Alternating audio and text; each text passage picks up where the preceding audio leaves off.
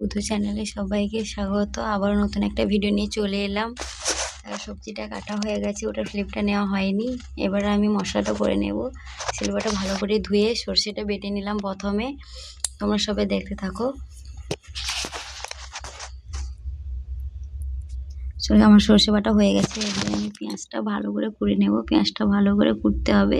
আমি কুড়ে দিয়েছি, তোমরা কুচোনো ইউজ করতে পারো, যেহেতু আমি ঝাল তরকারি করব তার জন্যে তোমরা কুচোনো দিতে পারো আর এমনি গ্রেট করেও দিতে পারো, কোনো সমস্যা নেই। এরকমই যেভাবে যে যেমন রান্না করতে জানো সে তেমনভাবে করতে পারো, কোনো অসুবিধে নেই।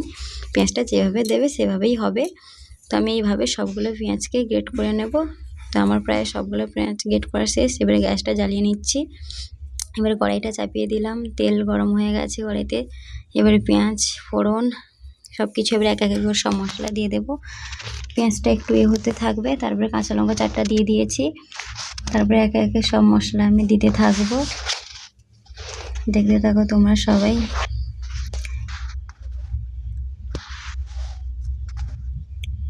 লঙ্কার গুঁড়ি দিয়ে দিলাম এবারে স্বাদ মতো। এবারে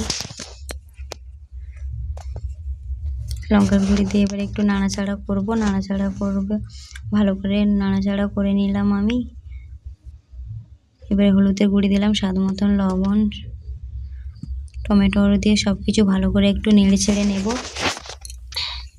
ভালো করে টমেটোটাকে গলানোর জন্য মিক্সি দিয়ে আমি একটু ভালো করে কুচি নিলাম। তারপরে যেভাবে যেমন করে রান্না করার তেমনভাবেই করবে।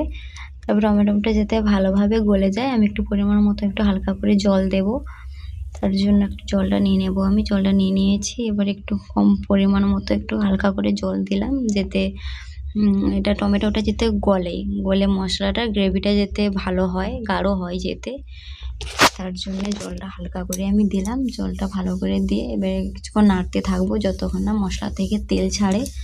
তখন সবজি দেব না, ততক্ষণ এইভাবে করতে থাকবো। এবার দেখো মশলা থেকে ভালোভাবে তেল ছেড়ে গেছে। এবারে আমি সবজিগুলো দেব।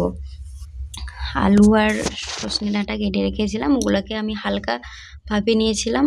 এরপরে এবারে কড়াতে আলু দিয়ে দিলাম। এবারে ডাঁটাগুলো দিয়ে দিচ্ছি আমি ভালো করে দিয়ে। এবারে ঘরে নিশ্চয়ই তোমরা সবাই একবার হলেও এই রেসিপিটা ট্রাই করে দেখবে, ভালো লাগে। এখন তো নতুন ডাঁটাটা নতুন উঠেছে, সবজিটা এটা নতুন, তাই তো সবার এখন মুখে ভালো লাগবে। তার বিশেষ করে হালকা পাতলা ঝোলটা করলে আরও ভালো লাগবে। তো ভালো করে আমি নেড়ে নিচ্ছি। ভালো করে নেড়ে নেওয়ার পরে আমি যে সর্ষেটা যে বেটে নিয়েছিলাম ওটা দিয়ে দিচ্ছি। সর্ষে বাটা দেওয়ার পরে এবারে আমি জল দিয়ে দেবো পরিমাণ মতো, ফোটার জন্য পরিমাণ মতন যার যেরকমই লাগবে সবজি অনুসারে শেষ তেমনভাবেই জল দেবে। জলটা পরিমাণ মতো আমি নিয়ে নিচ্ছি।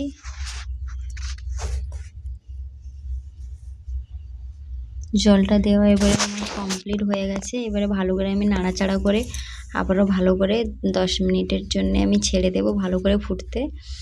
তারপরে মাছ দেব, কিছুক্ষণ ঢাকা মেরে রেখে দিলাম। এবারে দেখো ভালোভাবে আমার চালটা ফুটে গেছে। এবারে মাছ দিয়ে দিচ্ছি। ভিডিওটা যদি ভালো লাগে অবশ্যই লাইক কমেন্ট শেয়ার সাবস্ক্রাইব করতে ভুলবে না। আমার ঝাল রেডি হয়ে গেছে, অবশ্যই সবাই দেখে বলবে ঝালটা কেমন দেখতে হয়েছে। দেখো এবারে আমি ঢেলে নিয়েছি খাওয়ার জন্য। তরকারিটা একবারে রেডি। কালারটা কি সুন্দর এসছে দেখো।